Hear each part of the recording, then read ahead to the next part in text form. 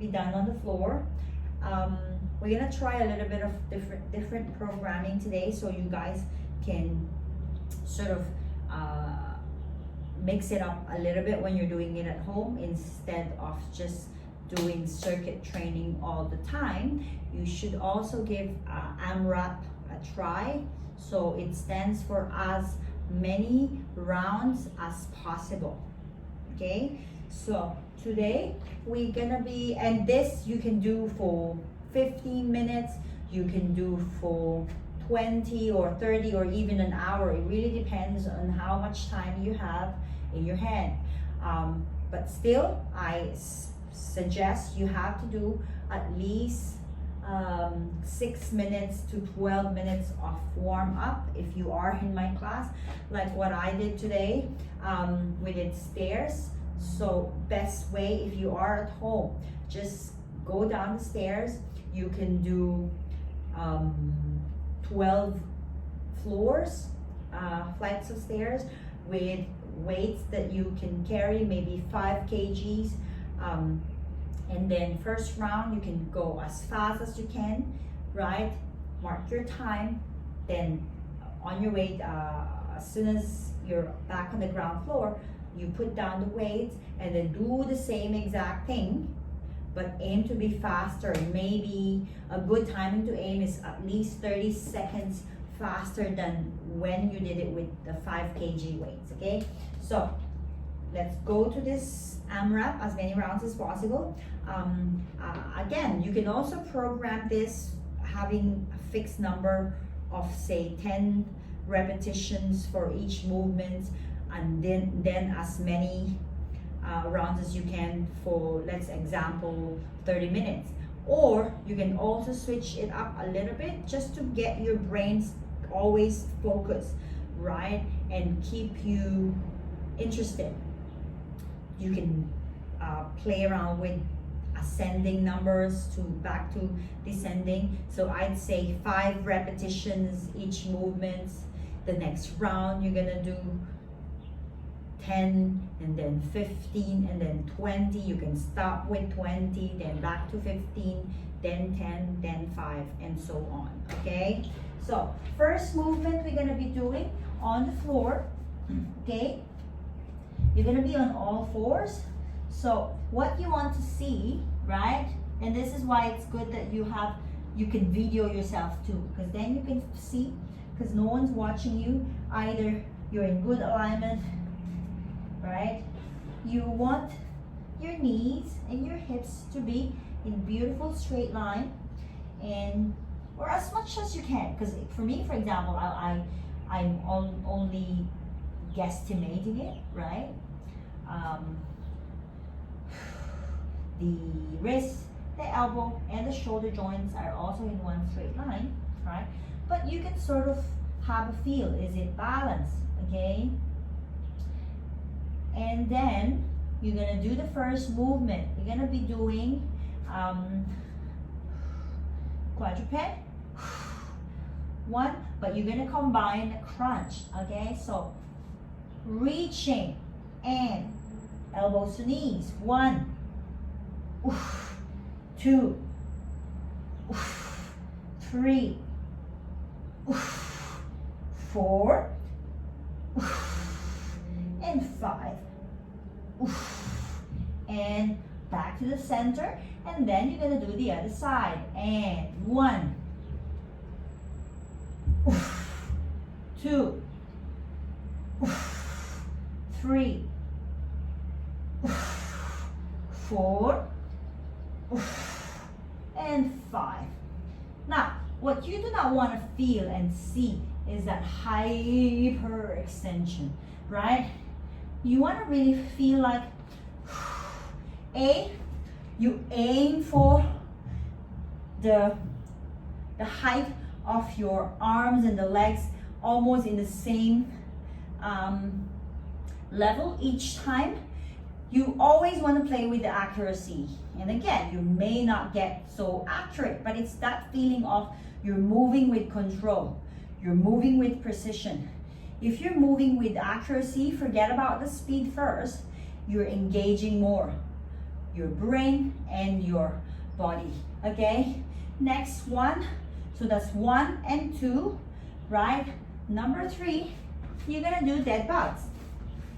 So dead bugs, if done right, is actually amazing workout on its own. Okay, it's all body weight, right? So you start with this position now. Few points that I want you to pay attention to, right? Again, it's about the precision. You want to make sure that your back is always engaged, that feeling of pushed against the floor, right? Rib cage is braced without your shoulders elevating, okay? And you're gonna have your hands, arms up, right? Now, the knees, I like to tell my clients, you need to make sure that that beautiful angle is maintained. So you're gonna go and always back to that position, okay? So let's do this, only 5. So this time we're not gonna do alternating. I wanna do one side for 5 repetitions. So you're gonna go 1, 2, 3, 4, 5, and straight to the other one, and 1, and 2. So see that it's coordination. 3, and 4, and 5. So see that you actually need to also, as simple as it looks, you also get easily distracted, and so your coordination get messed up, like what you saw. So it requires you to really focus. That's why I love this dead bug. I always throw it into my circuit when I have my one-on-one training with my clients. Okay, so that's 1, 2, 3, and 4. And then number 5, of course, let's not forget the side, right? So you've got few options for this. This is a modified version, okay, where your feet is not on top of each other, okay? So it's in one straight line. This is the easier version. 2. So your aim, your arms, there's no bending. Okay, it's not about this, okay? It's about trying to elongate it, like you're trying to touch something from the ceiling up, okay? Now, if you want to do the more advanced version, you put your feet on top of each other, this one on top of each other, okay? Now, you want this alignment. I often see, right, it's a little bit off.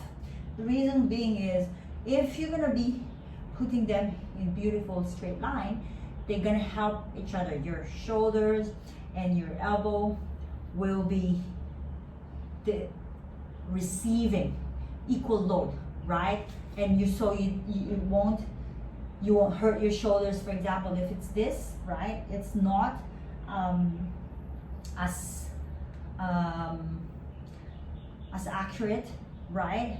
And some people, they'll do this, but if for a long term, right, you can all immediately feel that stress, okay, towards your shoulders. And if you do that version, you're gonna have to just pay attention that you're always engaged. If you're engaged, then it's not too bad. But if you do it and then you're just doing it to compensate too, right?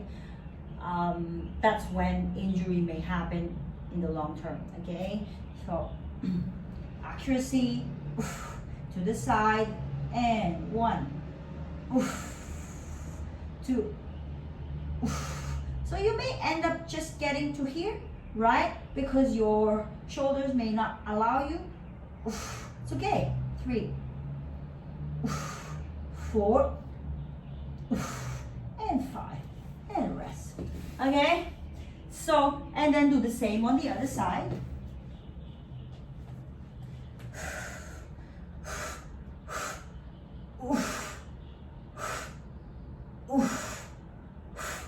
Three,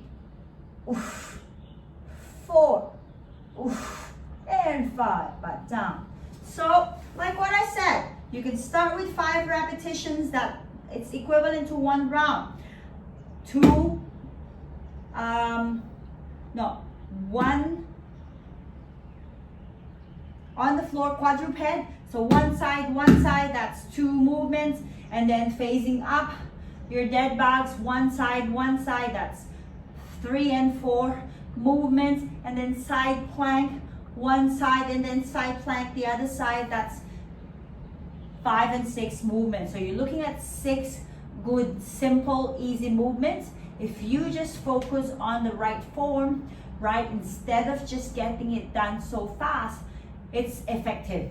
Okay, that's all that you need. Now you can, again, like I mentioned, stick to 5 and then keep doing it until your time's up. If you decide that you'll do 30 minutes, then continue 5 repetitions each movement until as many rounds as you can do for 30 minutes. Or you can play with it and do addition 5 reps each round, and then do descending.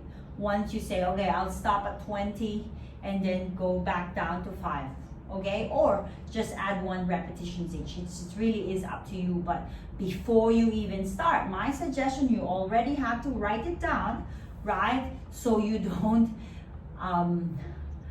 tend to shortcut. Once your brain tells you, I'm tired now, let's do the easy way, right? You've got to stick to your programming. That's why I always love to write down my programs.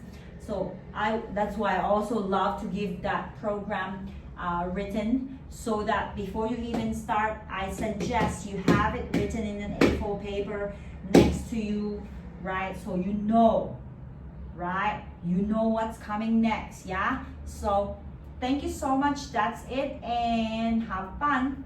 Bye.